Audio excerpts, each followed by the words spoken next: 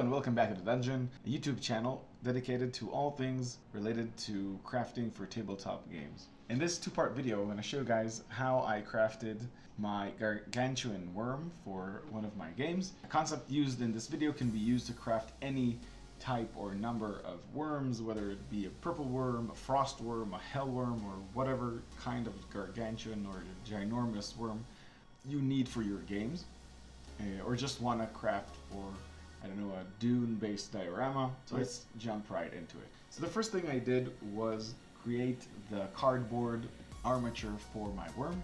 I started by crafting out scales that I wanted to put on the back of the worm because I imagined my worm to be an armored worm. So I took this cardstock from a cereal box and cut it into these scale-like shapes, and I decided to use a technique usually used to craft roof tiles, making these pointy elongated shapes into strips, then using a knife to score a line through the scales. I wanted to have the scales bend around the shape of the worm, so I used the handle of my knife to roll the strips of scales around. So I got these nice lengths of scale, which I then cut and later glued onto the side of the worm. Now to create the actual body of the worm, I used some tissue paper rolls and cut them diagonally into rings, which I then fit together to create the shape of the worm. As you can see, the rings fit one into the other like so. So you get a very wormy, organic look even before you do anything else. And I like this method because I could bend and twist the worm into whatever shape I wanted to get a more dynamic looking worm. Because you don't want to make a worm that's just bent one way, because that would be boring. You want your worm to seem moving. So this technique was very useful in that it gave me the ability to bend it however I wanted, or most ways I wanted. Now I wanted to create the worm so that it had a very soft underbelly and an armored back. In order for me to be able to place the scales in a way that I could get that effect, I took a Sharpie and marked a line along the ridge of the back before twisting the worm. That way I could then follow that mark as the middle of the back ridge for the worm. As I was going for a very organic look for my worm, I wanted the soft underbelly to kind of naturally disappear under the scales. So I knew that I had to craft that before adding the scales. So I took my Sharpie again and I marked out kind of the edges of where the soft underbelly was going to be. And then I used my hot glue gun to start adding some soft stomach texture between those two lines, simply creating these horizontal lines with the glue gun. And then going again with the glue gun on everywhere I put the hot glue, basically, to create this texture. The glue gun is a very, very good tool to create texture on hard surfaces, and I use it a lot. Just use the hot tip of the glue gun to kind of reshape the glue once you put it on the model. Once I had the soft underbelly texture done, I started putting on scales on top of the worm, just gluing row on row of the scales from the bottom to the top, and then going back with the glue gun and adding some texture to each scale, creating these concentric rings. When I had all of the scales glued, it was time to start working on the maw of the beast. I created the maw of the worm using Super Sculpy, with a basic structure made out of concentric rings of Super Sculpy sculpted together to create this cone-looking shape. And then I used a clay shaping tool to create these small divots and grooves in the mouth, give it a more organic, fleshy look. And then came back with a smaller clay shaper and created grooves for where I would put the teeth. And I pre-baked a ton of these teeth from Super Sculpy, which I then glued into all the small divots. When I was done putting in each row of teeth, I also added another strip of Super Sculpy around that row of teeth to create something that looked kind of like gums, simply using this clay shaper to push clay around and up onto the base of the tooth. I also added these three small mouthpieces going around the bottom of the mouth. As you can see, I used a small piece of paper towel roll as sort of a holder for my mouth so that I wouldn't squish it while I was working on it. And actually, this was very useful because I could then put this with the Super Sculpy in the oven and bake it that way.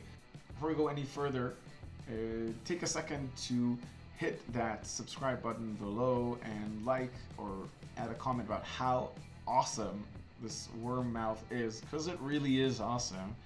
And let's get back to the video. Now it was time to start working on the mouthpieces outside of the maw, and I used this great book called the Fantasy Creatures in Clay book. I bought it a few years back to start learning how to sculpt creatures in Super Sculpy. I imagined the mouthpieces, big or small, to be lined with ridges of teeth inside of them, because I was imagining the maw of Shai Khalud from the old Dude movie. So I thought that a nice reference would be using wings from this book. And now I couldn't bake this piece because it was already glued onto the worm. So I decided to use freeform epoxy sculpt, which is a material that I use often if I can't bake a certain model. You mix the epoxy sculpt in a 1-to-1 ratio. You of course wear gloves while doing this. Then you put it on the model and shape it, and you have a couple of minutes to work on it before it starts hardening. It's also very important to use Vaseline on your tools while working with the substance so it doesn't stick and deform the graft that you're trying to make. And I basically recreated the texture that I made for the maw, but on the mouthpieces.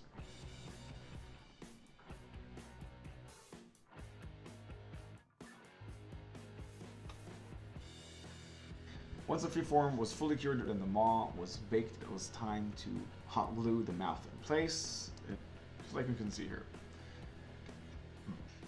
As I knew I was about to start crafting and adding the larger mouthpieces, I added some texture using the hot glue gun to the backs of the smaller mouthpieces, knowing that it would be a lot harder to reach them once I glued in the bigger ones. Now, in order for the mouthpieces to fit around, I measured the circumference of the worm and made my armatures to fit. These armatures, made out of steel wire and tinfoil, are great as a base for any sculpt, and they were great for this build because I could shape them however I wanted and then just craft the Super Sculpy around them to get the general shape I wanted, and then do some finer work using the same clay to get the final result.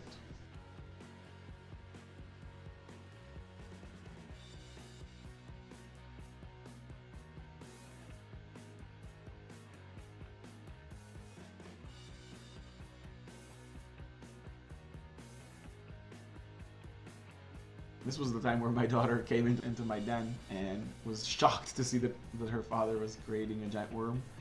And so I asked her if she wanted to pet the worm. You can see that Princess was really scared of the worm. Not so much anymore though, she really likes it. She wants to put it in her games. She calls it the Worm of Darkness. Now to connect all the pieces of the armature and tinfoil, I used again some hot glue and just built up the form of the armature with a lot of tinfoil. It also helps to save a lot on Super Sculpy, which isn't very expensive but also isn't very cheap. But by building up the form of the armature with the tinfoil, I could use really thin strips of Super Sculpy to get the general shape of the larger mouthpieces, using my wax shapers to even out the clay.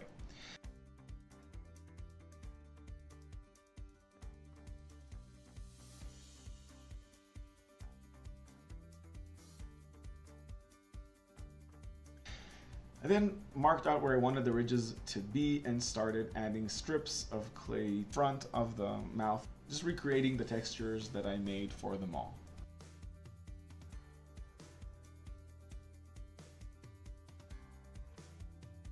When I was done with the front, I went to the back of the mouthpiece and created these ridges by simply pushing the clay up in strips and getting these ridges, marking them on the sides, and then using a rigid toothbrush and some clay shaping tools to create a scratched look for the back of the mouthpiece, because I wanted it to seem grooved and marked and scarred from burrowing in the soil.